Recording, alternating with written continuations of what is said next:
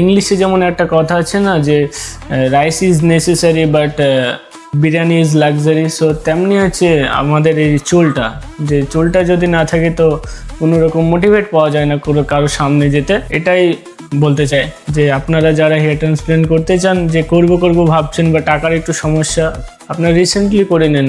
যত তাড়াতাড়ি hair transplant করবেন তত ভালো হবে। আপনি যদি লেট করে দেন তাহলে একটু সমস্যা হবে।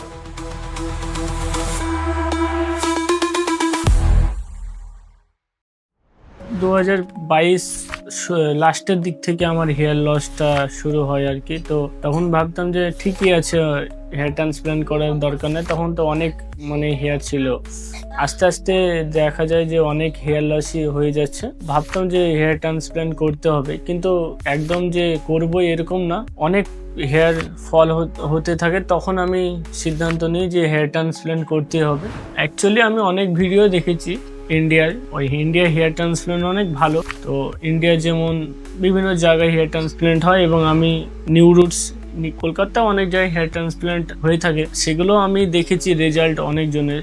তো সেখানে রেজাল্ট আমি দেখে স্যাটিসফাই হইনি। নিউ রুটস বিভিন্ন জন হেয়ার ট্রান্সপ্ল্যান্ট করেছে এবং তাদের রেজাল্ট দেখে আমি সিদ্ধান্ত নিয়েছি যে এটাই মনে হয় বেস্ট হবে। তো তার জন্য আমি নিউ রুটস ক্লিনিকে আসছি, ভিজিট করি। সৌদি থেকে কথা বলি 2 মাস বা 1.5 মাস আগে থেকে, তারপরে এখানে এসে হেয়ার ট্রান্সপ্ল্যান্ট করি। যখন হেয়ার ট্রান্সপ্ল্যান্ট করি তখন তো ভালোই লাগছিল প্রথম যে ঠিক আছে, আর 2-3টে স্টেপ, তারপরই সবকিছু ঠিক হয়ে যাবে। হেয়ার ট্রান্সপ্ল্যান্ট একটা 7 দিনের যে প্রসেসটা ঠিক মতন চলা, তারপর আলহামদুলিল্লাহ ঠিকই হয়ে যাবে। বেস্ট অফ লাক আপনারা যারা হেয়ার ট্রান্সপ্ল্যান্ট করতে আসবেন, নির্দ্বিধায় চলে আসেন নিউ রুটস হেয়ার ক্লিনিকে।